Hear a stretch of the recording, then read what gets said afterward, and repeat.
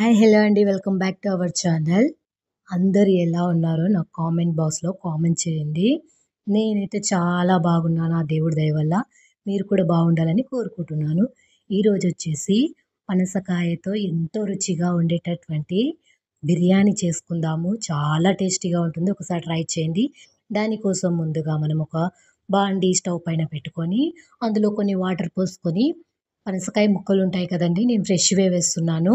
అవి అండ్ పసుపు, కొంచెం ఉప్పు వేసి మంచిగా ఉడికించుకోవాలి. ఇప్పుడు వీటిని చల్లారనిద్దాము. చల్లారిన తర్వాత నీళ్ళను వంపేసి పక్కకు పెట్టుకుందాము. ఇప్పుడు రైస్ చేయడానికి ఒక గిన్నె తీసుకొని, అందులో రైస్ చేసే గిన్నె తీసుకొని, అందులో వాటర్ పోసుకోవాలి. పోసుకొని బిర్యానీ ఆకు, దాల్చిన చెక్క, లవంగాలు, ఇలాచి, జీలకర్ర అండ్ కొంచెం 1/2 స్పూను ఆయిల్ వేసుకోవాలి. మసలనిద్దాము ఆ వాటర్‌ని. ఇప్పుడు ఇంకో స్టవ్ పైన ఇంకో బాండీ పెట్టుకొని బిర్యానీ రెడీ చేసుకోవడానికండి ఇది. అందులో 1 స్పూన్ ఆయిల్, 1 స్పూన్ ఘీ వేసుకున్నాను నేను. మీకు ఇష్టమైతే 2 స్పూన్స్ ఆయిల్ అనే వేసుకోండి. ఘీ కూడా వేసుకోవచ్చు. ఇప్పుడు అందులోనే మనం ఉడికించుకున్న పనసకాయ ముక్కల్ని వేసి మంచిగా మిక్స్ చేసుకుందాము.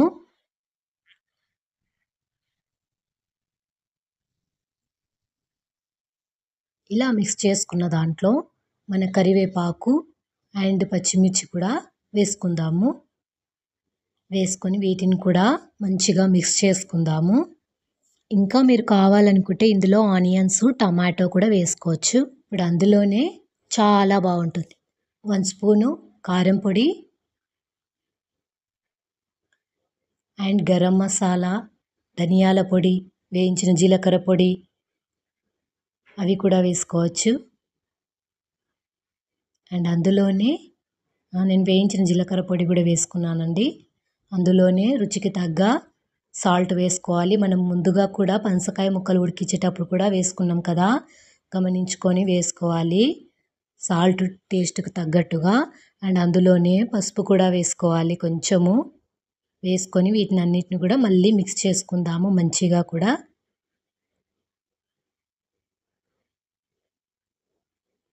ఇలా మిక్స్ చేసుకున్న తర్వాత అందులో 2 స్పూన్స్ పెరుగు వేసుకోవాలండి. మీకు ఇష్టం లేకుంటే స్కిప్ చేయండి. ఇంకా దీన్ని మనం చికెన్ చేసుకుంటాం చూడండి మ్యారినేట్ అలా చేసుకొని కూడా డైరెక్ట్‌గా ఆయిల్‌లో వేసి వేయించుకోవచ్చు. ఈ పనసకాయ ముక్కల్ని మొత్తం కూడా ఇలా అన్నిటిని కూడా మంచిగా మిక్స్ చేసుకోవాలి. ఇలా అంతా కూడా మగ్గనిద్దాము. చూడండి ఇక్కడ నీళ్ళు మసులుతున్నాయి కదండీ! అందులో నేనిక్కడ బాస్మతి రైస్ వేసుకుంటున్నాను. హాఫ్ అన్ అవర్ ముందు నానబెట్టుకున్నానండి. అవి వేసుకుంటున్నాను. మీరు కావాలనుకుంటే నార్మల్ రైస్ కూడా వేసుకోవచ్చు. ఇప్పుడు మూత పెట్టి వీటిని కూడా ఉడికించుకుందాము. ఇక్కడ చూడండి పనసకాయ ముక్కలు కూడా బాగా ఉడికిపోయాయి చూడండి. మంచిగా అన్నీ ఉప్పు, కారం కూడా బాగా పట్టాయి. ఇక్కడ రైస్ కూడా 80% కుక్ అవ్వాలండి. ఇలా 8% కుక్ అయిన తర్వాత మనం రెడీ చేసి పెట్టుకున్నాం కదండీ పనసకాయ ముక్కలది కర్రీ.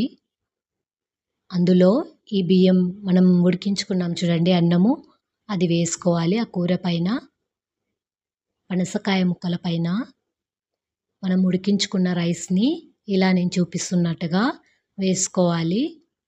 మీరు కావాలనుకుంటే నీళ్ళని వంపేసి కూడా వేసుకోవచ్చు. ఈ విధంగా అంతా కూడా చేసుకొని ఫ్రైడ్ ఆనియన్స్ అండి. ఇవి చాలా ఈజీగా వేసుకోవచ్చు. ఫ్రైడ్ ఆనియన్స్ నేను ఛానల్‌లో పెట్టాను. షార్ట్ వీడియోలో కూడా ఉన్నాయి. ఒకసారి మీరు కూడా ట్రై చేసి ఈజీగా చేసేసుకోవచ్చు. అండ్ అందులోనే 1 స్పూను ఘీ కూడా వేసుకోవాలి.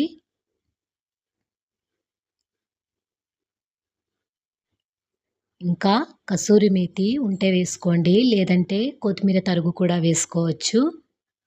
ఇలా అంతా వేసిన తర్వాత కింద పెన్నం పెట్టి స్టవ్ పైన పెన్నం పెట్టి దానిపైన మనం ఉడికించుకున్న అన్నం ఉంది కదండీ పెట్టి లో ఫ్లేమ్‌లో 15 మినిట్స్ పెట్టుకుంటే మంచిగా దమ్ అవుతుందండి. అంతా కూడా బాగా కుక్ అయిపోతుంది. చాలా టేస్టీగా ఉంటుంది. ఒక్కసారి మీరు ట్రై చేసి నాకు కామెంట్ చేయండి.